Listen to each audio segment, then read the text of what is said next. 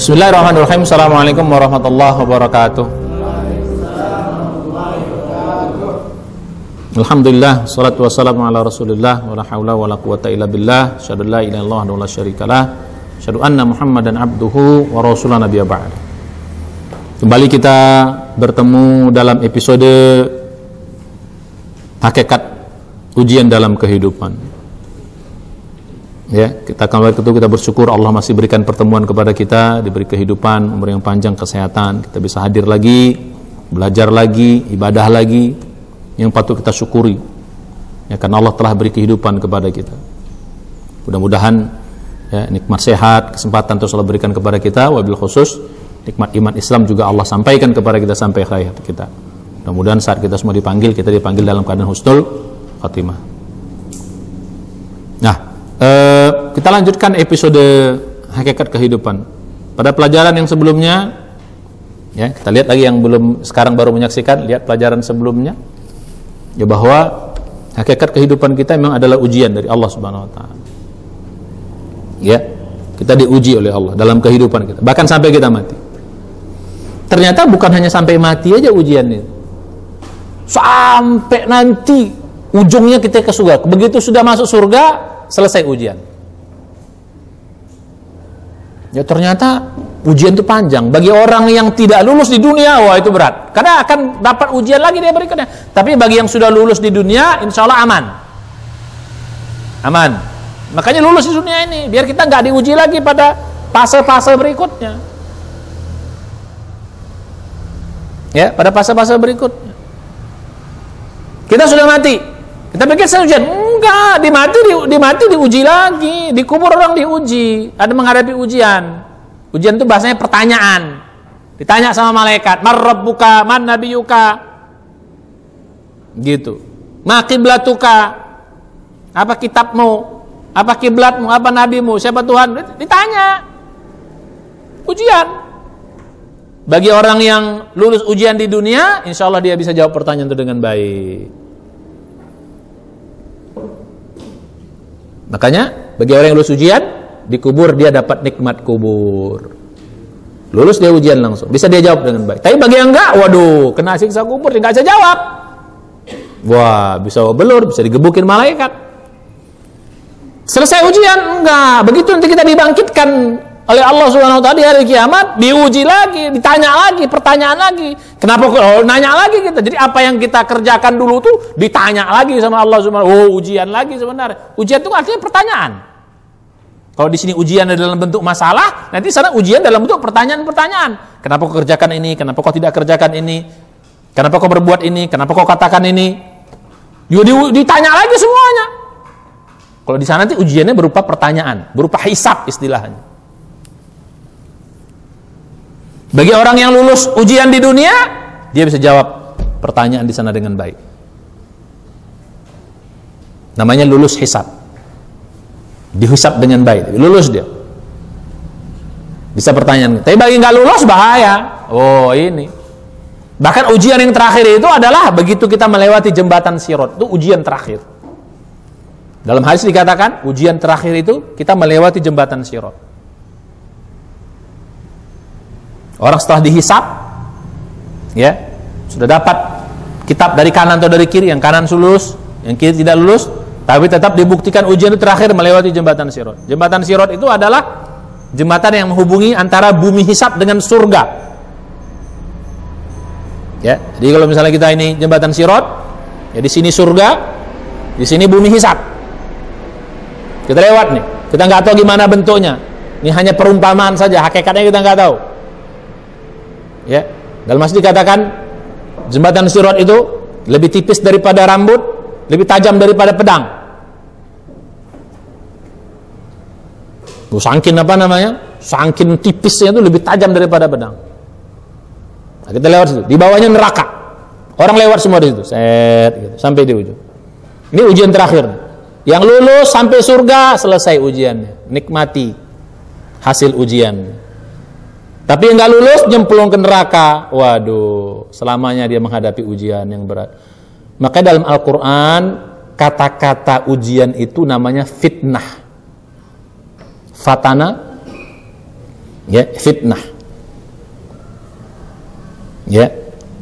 Jadi fatana yaftinu, fitnah, fitnatan, fitnah. Nah, orang masuk neraka pun kena fitnah juga. Neraka juga disebut dengan fitnah. Maka dalam surat apa? Dzuku fitnatakum hadzal ladzi kuntum bihi tasta'jilun. Surah Az-Zariyat. Dzuku fitnatakum hadzal ladzi kuntum bihi tasta'jilun. Az-Zariyat surat 51. Rasakanlah fitnah kamu nih, rasakanlah siksa ini. Jadi disebut fitnah, siksa. Artinya apa? Orang yang tidak lulus fitnah ujian di dunia, maka dia kena fitnah selamanya di akhirat dalam bentuk api neraka. Nauzubillah. Maka lulus. Jadi ujian terakhir itu apa? Melewati jembatan sirat. Masuk neraka, ya ada, cuman ada yang kalau masih beriman, ya lumayan lah. Dicuci dulu, kena fitnah dulu berapa saat, berapa lama, ya akhirnya nanti masuk surga. Ya kalau konteksnya lumayan, alhamdulillah. Cuman kalau bisa jangan lulus di dunia gitu loh. Itu ternyata ujian itu, ya itu begitulah. Bagian dari ketentuan Allah Subhanahu wa taala. La yus'alu amma yaf'al wa hum yus'alun. Allah tidak ditanya atas apa yang telah Allah tetapkan dalam kehidupan kita sampai di ujung. Justru kita yang akan ditanya oleh Allah Subhanahu wa taala. Kok Tuhan bikin begini? Ya jangan tanya, Tuhan bikin begitu memang. Itulah bagian. Maka Allah jelaskan dalam Al-Qur'an, supaya kau jangan main-main bahwa hidupnya adalah ujian. Supaya kau jangan merasa tenang-tenang saja lah. Karena itu ujian. Ini ujian nih semua nih. Jadi yang ganteng jangan sombong, yang kaya jangan sombong, yang pinter jangan sombong, ujian. Yang miskin jangan juga putus asa, apalagi jangan miskin, jangan sombong juga, terlalu udah miskin sombong, udah jelek sombong, waduh. Itu namanya kuadrat kebangetannya.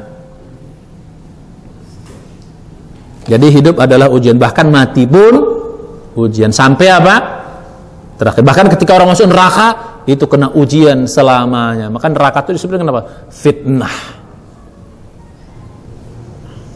Surah Az-Zariyat, dzuku fitnatakum hadzal ladzi kuntum bihi tasta'jilun. Inilah dulu yang kalian di dunia pengen minta-minta. Nah, balik kita dalam pelajaran fitnah. Nah, sekarang jadi pertanyaan, apa tujuan dari ujian itu? Apa tujuan ujian? Mengapa kita diuji oleh Allah Subhanahu wa taala? Kita berusaha mencari hikmahnya. Dan Allah jelaskan dalam Al-Qur'an apa hikmah-hikmah dari ujian itu. Ya. Apa hikmah dari ujian? Biar kita jadi tahu, oh ternyata ya kita diuji ini apa hikmahnya? Supaya jangan sampai, ya Tuhan, kenapa kau uji aku kayak gini ya Tuhan? Ya Allah, kenapa berat kali ujianku ya Allah? Kok kau bikin hidupku kayak gini ya Allah? Kenapa enggak hidupku kayak gitu aja ya Allah? Supaya kita enggak bisa bilang begitu. Supaya kita jangan bilang begitu. Supaya kita lebih menerima apa yang Allah berikan kepada kita. Karena apa yang Allah berikan nanti itu adalah yang terbaik bagi kita. Ujian yang Allah berikan kepada kita itu adalah ujian yang terbaik yang kita bisa lulus di situ. Itu kita bahas pada nanti bab tentang prinsip-prinsip ujian. Nanti kan ada, hari ini kita bahas tentang ya apa tujuan ujian. Pada episode sebelumnya kita bahas tentang mengapa kita belajar materi hakikat ujian. Sekarang kita apa tujuan ujian? Tujuan ujian itu ada 5. Lagi-lagi tujuannya apa? Untuk kebaikan manusia. Jadi inti dari semua itu untuk kebaikan manusia. Allah Maha Baik, semua yang Allah tentukan itu pasti yang terbaik. Allah Maha Hakim, semua yang Allah tentukan itu pasti bijaksana. Penuh hikmah. Tidak ada yang Allah tentukan kecuali semua pasti yang baik. Balah yang terbaik. Makanya orang beriman itu melihat suatu peristiwa mengatakan apa? Rabbana ma khalaqta hadza batila subhanaka faqina adzabannar. Surat apa? Surah Ali Imran surat ketiga ayat 191. Melihat peristiwa apapun, ya Allah, tidak ada satupun yang kau jadikan di alam yang sia-sia. Semua punya tujuan. Semua punya hikmah. Batilan. Batilan itu artinya sia-sia. Ya, tidak ada yang sia-sia, tidak ada yang tidak punya makna, tidak ada yang ada manfaatnya. Hatta yang jelek tetap ada manfaat dan ada tujuannya, ada kebaikannya.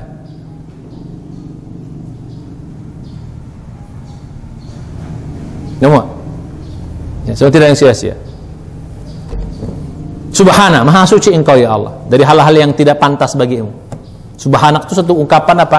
Mensucikan Allah dari hal-hal yang enggak pantas. Engkau maha hebat ya Allah. Engkau maha sempurna.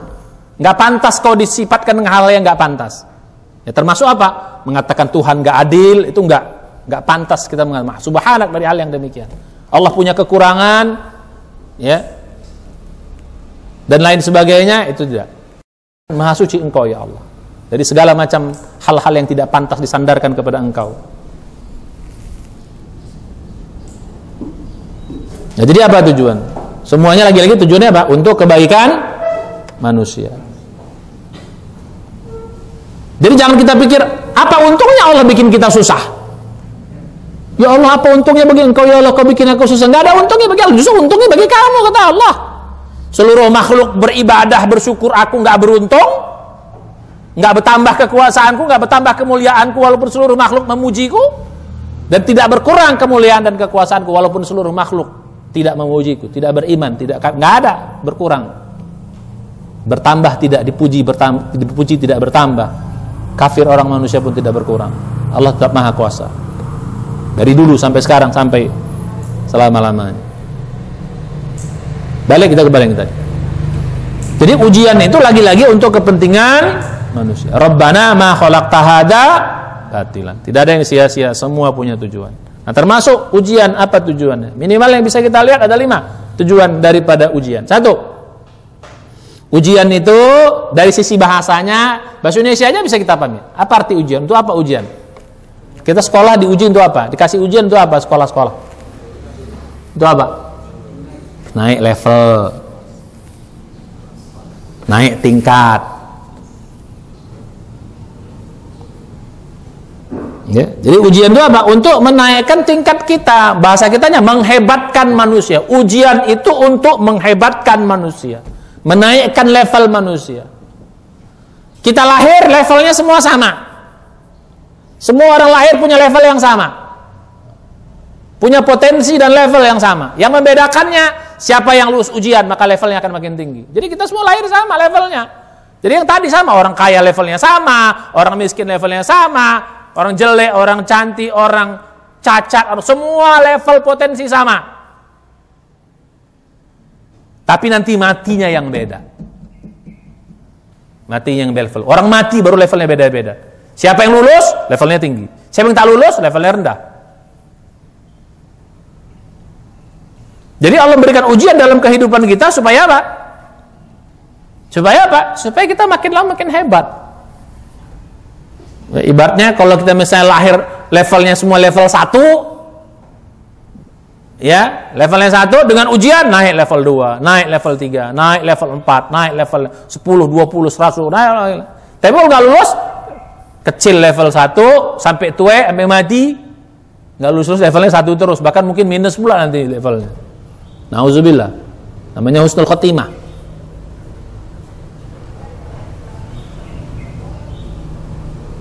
Balik kita kemarin tadi. Jadi tujuan ujian. Nah, kalau dalam bahasa Arab kata-kata fatana itu kalau kita terjemahkan artinya kata-kata fitnah itu ya itu artinya apa? Membakar emas untuk tahu kualitas emas. Nah, kira-kira gitu. Jadi kata-kata fitnah itu, fatana, yaftinu, fitnatan itu artinya apa? Membakar emas untuk mengetahui kualitas emas. Makanya kata-kata fitnah itu ada kata-kata membakar. Makanya ujian itu nggak enak. Ya kita seperti dibakar untuk mengetahui kualitas kita. Makanya mengapa fitnah itu juga bisa berarti api. Karena makna asalnya adalah membakar emas untuk mengetahui kualitas emas itu. Kita semuanya adalah emas. Ini emas semua, cuman emasnya masih emas apa? Emasnya masih emas apa? Emas mentah. Supaya jadi emas bagus diapain? Kita semua ini lahir dalam keadaan emas mentah. Supaya jadi bagus, maka harus dikasih fitnah. Dibakar supaya menjadi bagus dia, emas itu. Supaya menjadi emas yang berkualitas. Jadi kalau gitu untungnya fitnah, untungnya ujian. Untuk siapa? Untuk ngapain kita? Menghebatkan kita, menaikkan level kita, mengangkat derajat kita.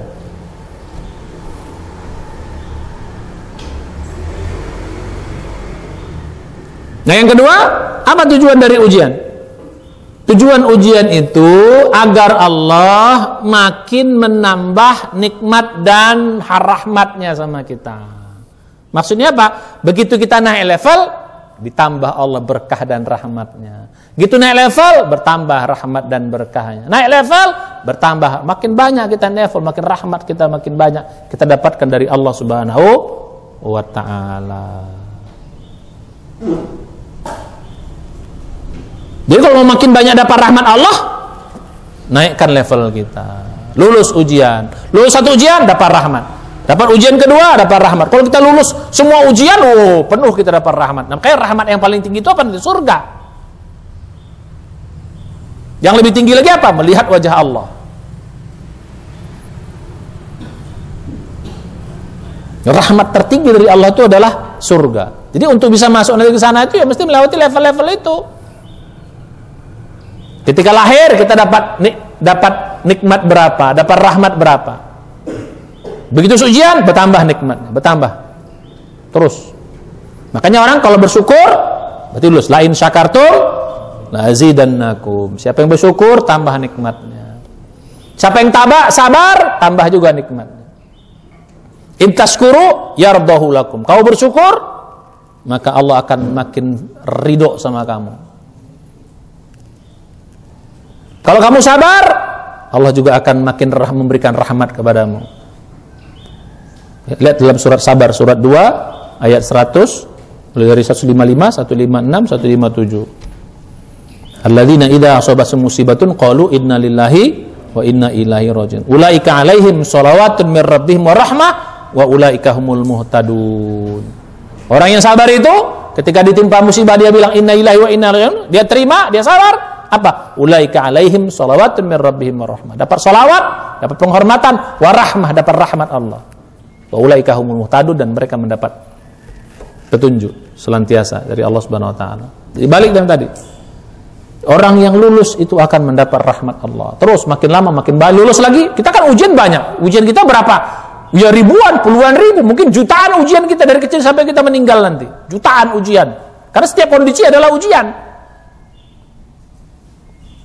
Satu hari kita nggak tahu menghadapi berapa ujian. Nanti kita bahas jenis-jenis ujian. Satu hari berapa menghadapi kita ujian? Ratusan satu hari kita menghadapi ujian. Mungkin ribuan satu hari. Kita nggak tahu. Ujian itu kan termasuk dalam kepala ini ujian. Ujian itu banyak jenisnya. Ujian dalam hati, ujian dalam pikiran. Misalnya godaan-godaan di pikir itu ujian. Tungtung berapa banyak tiap di kepala kita godaan. Kenapa begini? Kok begitu? Itu tuh ujian juga. Di sini juga tungtang itu ujian. Satu hari berapa itu? Kita menghadapi ujian-ujian itu. Dua. Jadi tujuan ujian kedua adalah untuk itu apa? Semakin Allah memberikan rahmatnya kepada kita. Dua. Nah, yang ketiga adalah tujuan itu adalah untuk agar kita semakin bergantung kepada Allah, minta. Karena hidup ini berat, karena ini ujian, kita terus connect sama Allah. Karena hanya orang yang connect yang bisa lulus nanti. Hanya orang yang bergantung, yang minta, yang menjalin hubungan baik dengan Allah itu yang lulus. Makanya kita, karena ini ujian, aku pengen lulus, ya aku harus koneksi terus. Ya kalau ibarat di sekolah, lulus ya apa? Harus sering nanya-nanya sering konsultasi sama siapa? Sama yang bikin ujian. Siapa yang bikin ujian? Guru. Sering konsultasi biar kita nanti lulus ujian. Nah ini, siapa yang bikin ujian? Siapa yang bikin alam semesta? Allah ya, sering konsultasi sama Allah.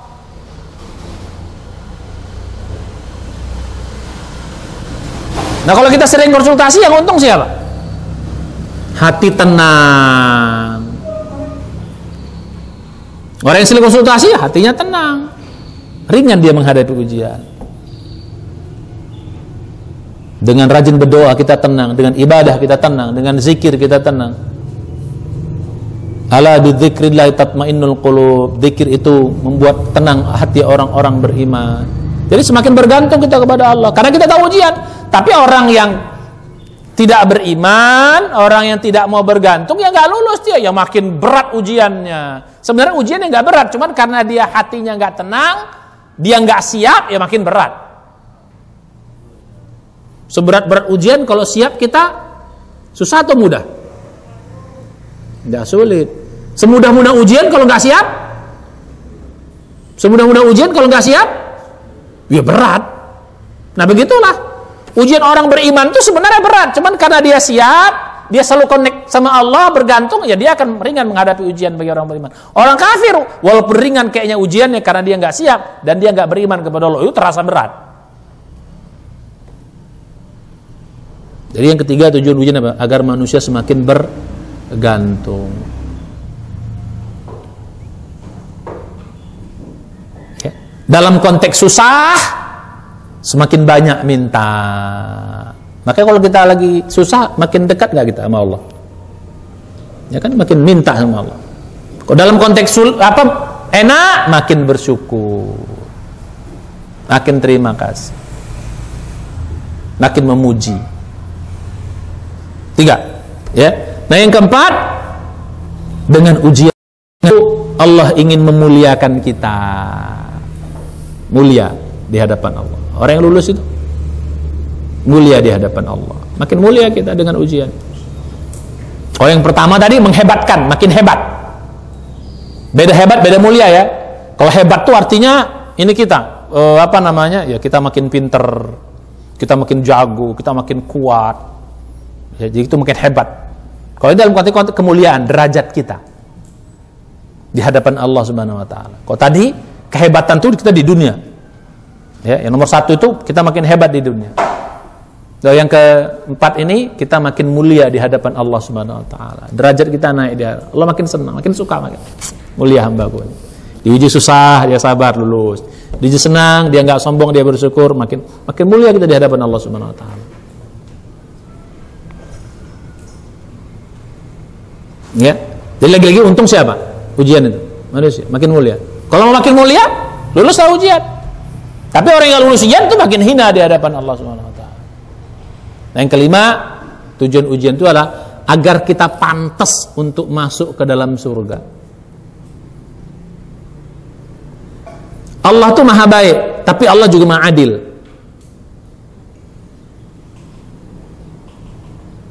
Supaya nanti di hari kiamat orang-orang nggak ada protes yang, makanya kan dari awal saya katakan, dari pelajaran sebelumnya, ya termasuk juga di awal tadi, orang kafir tuh nggak pernah ada yang protes ketika masuk neraka. Kenapa? Karena mereka tahu pantas mereka masuk neraka, pantas. Orang nilainya jeblok semuanya gitu loh, pantas. Buka rapotnya 3, 2, 1 merah semuanya, ya pantas lah mereka masuk neraka. Supaya mereka nggak iri orang masuk surga, pantas orang masuk surga. Kenapa orang masuk surga? Ya lulus, ya pantas dong yang masuk surga. Pantas dia diwisuda, pantas dia dapat kenikmatan. Kenapa? Yang dia lulus di dunia, dia mengerjakan ujian dengan baik, menghadapi ujian dengan baik dan lulus. Jadi apa? Orang masuk surga itu pantas karena dia apa? Jadi Allah tuh maha adil, maha baik, tapi juga maha adil. Supaya nanti orang nggak ada nuntut di hari kiamat, Tuhan kenapa dia masuk neraka? Aku masuk surga. Kenapa dia masuk surga? Aku masuk neraka. Orang di neraka tuh protes, kata Allah, dia lulus ujian, dia kerjakan soal dengan baik. Kok enggak? Selesai kan? Supaya nggak ada nanti orang protes. Makanya saya bilang dari awal, mengapa orang penduduk neraka tidak ada yang protes sama Allah ketika mereka masuk neraka? Rata-rata semua nyesal. Kenapa? Mereka tahu ketika di dunia tidak apa? Tidak mengerjakan ujian dengan baik, tidak menghadapi ujian dengan baik. Uji perintah tidak dikerjakan, uji larangan malah dikerjakan. Dikasih susah malah putus asa, sedih, kecewa. Dikasih senang nggak bersyukur, sombong. Dikasih kekuasaan nggak amanah. Nanti kita bahas tentang jenis-jenis ujian itu banyak. Dikasih keluarga tidak dididik dengan baik. Dikasih suami tidak taat sama suami. Dikasih anak nggak dididik menjadi anak yang soleh. Jadi ujiannya banyak, akhirnya nggak lulus semuanya. Ya karena nggak lulus semuanya, nilai rapotnya merah semuanya. Karena nggak lulus pantas ya masuk neraka. Ya penduduk neraka lihat dalam Al-Quran. Satu pun nggak ada yang pernah. Lihat pertama dalam surat ke 40. Ya. Ayat 10-11. Orang kafir itu, terutama ayat 11-nya, orang kafir itu ketika di neraka itu nggak protes sama Allah. Qalu rabbana amattana thnataini wa ahyaitana thnataini fa'tarafna bidzunubina fahal ila khurujin min sabil. Orang kafir berkata, ya Allah, kau telah hidupkan kami 2 kali, kau matikan kami 2 kali. Artinya apa? Ada nggak hidup yang ketiga? Nggak ada, kata Allah. Cukup 2 kali. Kami hidupkan kau 2 kali di dunia sama di akhirat. Kami matikan kau 2 kali, sebelumnya kau nggak ada, akhirnya kami matikan kau di kuburmu. Nggak ada hidup yang ketiga kali. Mereka gitu. Apa hilangnya? Fa'tarafna bidzunubina. Kata orang kafir, ya Allah, kami sadar sama dosa-dosa kami. Fa'al ila khurujin min sabil. Ada nggak jalan kami keluar neraka ini, kembali ke dunia, biar kami bisa mengubah perilaku kami lagi untuk bisa menjadi lebih baik? Nggak, kata Allah. Cukup sekali. Kesempatan sudah kuberikan, soal-soal sudah kuberikan, jawabannya sudah kukasih, kalian nggak mau ngerjain, salah kalian. Termasuk juga dalam surat Al-Mulk. Sebelum 11 itu kan, wa qalu law kunna nasma'u aw naqilu. Penduduk neraka mengatakan, wa qalu law kunna nasma'u aw naqilu ma kunna fi ashabis sa'ir fa'tarafu bidzambihim fasuhqan li ashabis sa'ir. Berkata penduduk neraka, law kunna nasma'u aw naqilu. Kalau seandainya kami di dunia dulu kami mau dengar Quran, mau dengar nasihat, mau dengar orang-orang yang beri peringatan, aw naqilu, atau kami mau berpikir dengan jernih, berpikir tentang kehidupan, berpikir tentang kebenaran, ma kunna fi ashabis sa'ir. Nggak mungkin kami termasuk orang-orang penduduk neraka ini. Fa'tarafu bidzambihim. Mereka sadar, menyadari, menyesali dosa-dosa mereka. Fasuhqan li ashabis sa'ir. Maka kecelakaanlah bagi penduduk-penduduk neraka itu. Jadi penduduk neraka nggak ada yang protes sama Allah. Semuanya sadar. Fa'tarafu bidzambihim. Nah, balik kita pada yang tadi. Jadi tujuan Allah bikin ujiannya apa? Agar kita pantas untuk masuk ke dalam surga. Surga tempat rahmat Allah, tapi untuk masuk ke dalam pantas. Siapa yang pantas? Orang yang lulus ujian. Jadi orang masuk neraka itu sebenarnya konsekuensi logis, karena di sana tempat cuma 2, surga neraka. Kalau orang nggak bisa masuk surga, ya neraka. Cuma 2 pilihannya. Kalau nggak bisa masuk surga ini, itu tadi ujian yang terakhir, yang jembatan Sirat itu.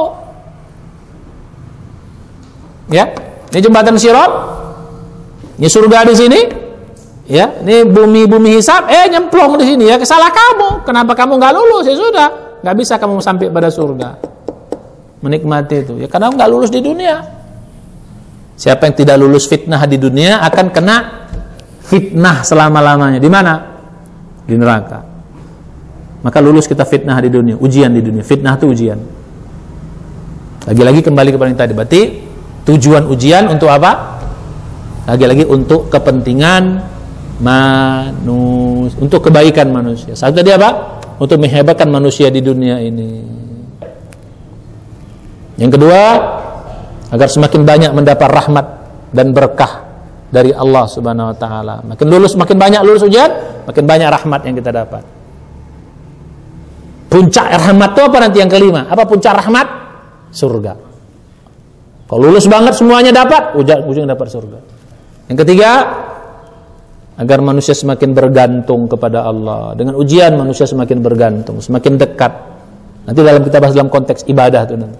Yang keempat, semakin mulia. Yang kelima, supaya pantas untuk masuk ke dalam surganya Allah. Nah, inilah tujuan dari ujian. Nah, kalau kita sadar ini, insya Allah kita akan fight nanti.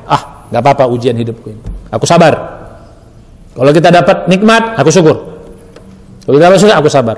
Karena dengan ini aku bisa lulus ujian. Dan kita tidak perlu iri dengan ujian orang lain. Karena bisa jadi kalau kita dikasih ujian orang lain, kita nggak lulus. Yang penting kan masuk surganya, betul-betul. Ngapain kita niru, minta ujian orang lain yang kita nggak lulus? Hadapi ujian kita, insya Allah kita di sini kita lulus. Amin ya Rabbal. Mudah-mudahan kita semua bisa lulus ujian, bisa semakin hebat, bisa semakin mulia, semakin dekat dengan Allah Subhanahu wa taala, dan mudah-mudahan ujungnya nanti kita makin mudah dimasukkan dalam surganya Allah. Kalau begitu surga baru leha-leha, selesai ujian. Udah menikmati hasil ujian. Oh, di sana puaskan diri kamu, kata Allah. Gak ada ujian lagi di sana. Udah nikmat semuanya. Tapi untuk mendapatkan itu semua, lulus dulu di sini. Mudah-mudahan kita semua diberi kekuatan Allah Subhanahu wa taala untuk bisa menghadapi ujian-ujian kehidupan kita, apapun ujian kita hadapi. Karena semua itu adalah untuk kebaikan kita semuanya, untuk kehebatan kita, dan untuk kemuliaan kita di hadapan Allah. Saya kira demikian. Nah, kita akan lanjutkan pada episode-episode berikutnya pada pertemuan yang akan datang. Mari kita tutup dengan baca hamdalah. Alhamdulillah. Dan doa penutup majelis. Subhanaka hamdika, asyhadu an la ilaha illa anta, astaghfiruka wa atubu ilaik. Assalamualaikum warahmatullahi wabarakatuh.